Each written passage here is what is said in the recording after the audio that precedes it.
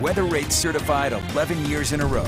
Okay, big weekend across the state, and Alana, we definitely need our weather to cooperate. Yeah, so what can we expect? Oh, summer heat, you know, it just rolls in this time of year and it means business. We've got clear skies and a little bit of cloud cover out there. This is Millard County, the western side of the state, a little drier than the rest. Looking pretty good though, temperature-wise in the 80s. We've got 70s and 80s along the Wasatch Front, 90 in Hanksville, 83 in Blanding with cloud cover overhead. It's a little breezy down there, 97 in St. George. Here's your setup as we get through the weekend. We do have lingering storms today, and the chance of storms doesn't want to go away. That heat's going to keep building. That means triple digits return to a portion of Utah. We will talk about those fire concerns. We're getting closer to the holiday with fireworks in use, but also the wind. It's going to come back. And yes, our next monsoon push. We're there for you with the timing as you make those outdoor plans so you know what to expect. Live look from Blanding.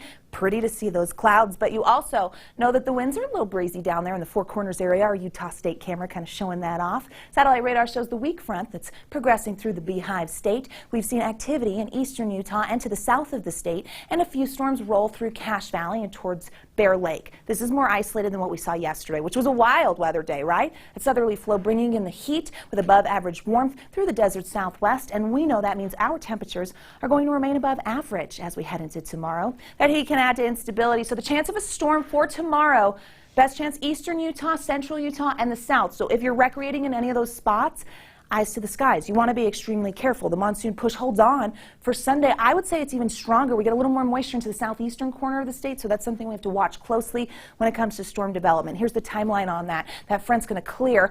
Southern half of Utah with daytime heating for tomorrow starts to see storms over the mountains. Grand Staircase area is part of that, all the way up towards the I-70 corridor over Richfield, Garfield County, and some cells over in the Four Corners area. Castle Country, as that moisture surges north, does have the potential. So does Utah County, Nephi, and the mountains surrounding Manti, San Pete, and Sevier Valleys. It's possible. As we get into Sunday, again, we really see it popping in the southeastern side of the state, but don't rule it out. That moisture potential will be there, and the heat will be on, and we know that leads to some flash flood concerns. Tomorrow, not so bad, but if you're going to be near Bryce, the Swell, Capitol Reef, or Grand Staircase, it's possible. Now, we back off in other locations, but that threat does come back for the latter half of the weekend. Sunday brings that to all of our national parks, so just know you want to be careful. No slot canyons. I say no this weekend. Not a go. 80s and 90s for tomorrow. 97 in Moab. 80s for the Basin and Castle Country.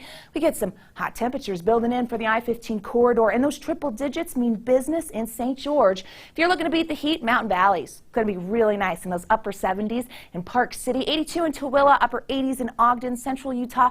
Add a few degrees and a little more cloud cover. This will be one of the spots where that monsoon push really keeps the clouds around, and a little cooler in some spots. Depending on elevation in the south, you've got 80s, some 90s near Lake Powell. People will enjoy being in the water. Be careful there. And then those triple digits in St. George. 103. Heat is on. Average upper 90s, so we're going to stay above that for the next several days. Look at those the next 7. That's what we want. Okay, Thursday into Friday, we see that monsoon push potential. The winds pick up Tuesday and Wednesday, so fire concerns will be there. Let's check out the Wasatch Front, where those numbers will climb into the mid-90s by the start of the week. Driest conditions for the Wasatch Front Monday and Tuesday, and then the chance of an isolated storm comes back for the rest of those days on the 7-day, and those upper 90s are going to make you feel like, yeah, we've made it to June, and we don't get much of a break. Glenn, Emily, over to you. All right, definitely looks like it. Thanks so much.